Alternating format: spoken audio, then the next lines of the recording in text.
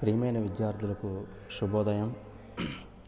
గతంలో మన లెసన్లో భాగంగా మొదటిసారిగా పీపీటీని వామనవతారానికి సంబంధించినటువంటి పీపీటీని మీకు గత పాఠ్యాంశంలో వివరించడం జరిగింది.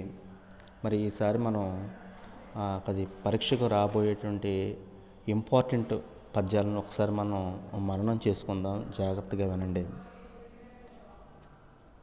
శుక్రాచార్యుడు వామనుడు కోరిన దానాన్ని ఇవ్వొద్దని అడ్డుకుంటున్న సందర్భంలో వచ్చినటువంటి పద్యం. మనకు బలిచక్రవర్తికి దగ్గరికి వచ్చి వామనుడు తనకు దానం చేయమని అడుగుతున్న సందర్భంలో తన గురువు గారు ఇవ్వొద్దంటూ చెప్పిన సందర్భంలో మనకు పరీక్షలో రాబోయేటువంటి ఇంపార్టెంట్ పద్యం ఒకసారి చూడండి. కులమున్ రాజ్యమున్ నిలుపు ఈ కుబ్జుండు విశ్వంబరుడు ఆలతిపోడు త్రివిక్రమ స్ఫురణవాడై నిండు బ్రహ్మాండమున్ గలడే మాన్పవకండు ఆ పలుకు ఆకర్ణింప కన్నంబుల వలది దానము గేనము అనుచున్ వర్ణిన్ వదాన్యోత్తమ. కులమున్ రాజ్యమున్ నిలుపు మీ కుబ్జుండు విశ్వరంబరుడు. దాతల్లో శ్రేష్ఠుడైనటువంటి ఓ రాజా, మరి నీ కులాన్ని కానీ రాజ్యాన్ని కానీ పరాక్రమాన్ని కానీ నిలుపుకో. ఈ పొట్టివాడు ప్రపంచాన్నంతా భరించే విష్ణువు ఇతడే తేలికగా పోడు 3 లోకాలను 3 అడుగులను కొలిచే త్రివిక్రమ రూపాన్ని పొందుతాడు. బ్రహ్మాండమంతా నిండిపోతాడు. ఇతను ఎవరూ కూడా అడ్డగించలేరు. నా మాటలు వినము, ఈ దానము గేనము వద్దు, ఈ బ్రహ్మచారిని పంపించివేయంటూ తన గురువుగారు శుక్రాచార్యుడు బలిచక్రవర్తితో చెప్తున్న సందర్భంలోనిది.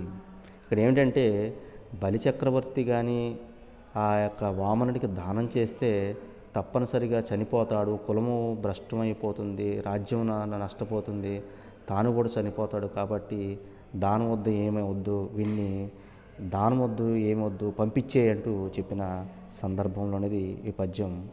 తర్వాత పద్యం చూడండి.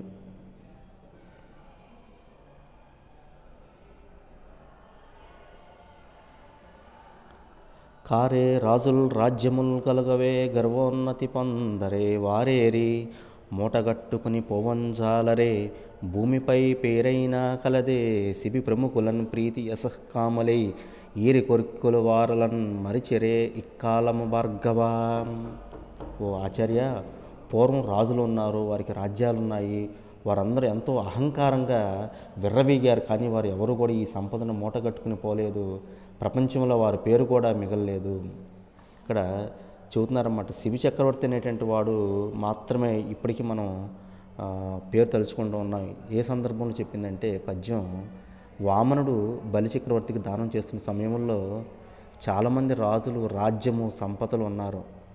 ఇక్కడ మనం చెప్పుకోవాల్సింది ఏంటంటే, ఉదాహరణకు అలెగ్జాండర్ని ఉదాహరణ చెప్పుకోవచ్చు. అలెగ్జాండర్ ఈ యావత్ భారతదేశాన్ని అంతా కూడా జయించాడు. కానీ తాను చనిపోయే సందర్భంలో తన శవపేటికలో తన 2 చేతులు కూడా బయటపెట్టి తీసుకువెళ్ళమని చెప్పాడు. అంటే ఏంటి, ఇక్కడ ఎంత సంపదలు, ఐశ్వర్యము, ధనము, ధాన్యము, సంపద ఎంత ఉన్నా సరే మనిషి చేసినటువంటి దానాలు ధర్మాలు మాత్రమే మిగులుతాయి. సంపద అనేది ఏది కూడా తన వెంట చనిపోయిన తర్వాత రాదు.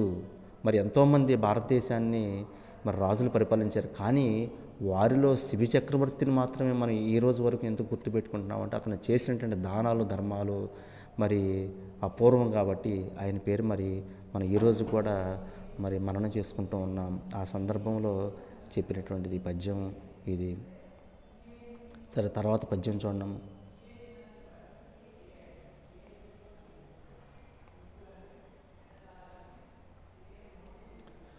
రవి బింబము ఉపమింప భ్రాతమగు ఛత్రంబై శిరోరత్నమై శ్రవణాలంకృతమై కటిస్థలి ఉదంచు ఓ పరస్తవరంబై పాదపీఠమై వటుడుతా బ్రహ్మాండము నిండుచోన్.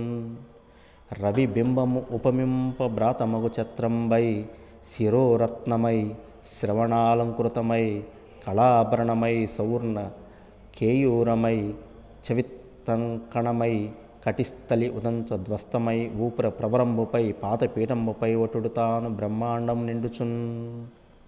ఎలా ఉందంటండి, ఆ దానం తీసుకున్న తర్వాత, బ్రహ్మచారి దగ్గర దానం తీసుకున్న తర్వాత ఆ వామనుడు ఏమయ్యాడంటే, చిన్నగా ఉన్నటువంటి వామనుడు ఎలా అయ్యాడంటే, ఆకాశంలో సూర్యబింబాలు ఎలా ఉన్నాయంటే, ఈ వామనుడికి తల మీద ఒక ఆభరణాల్లాగా మారాయంటండి.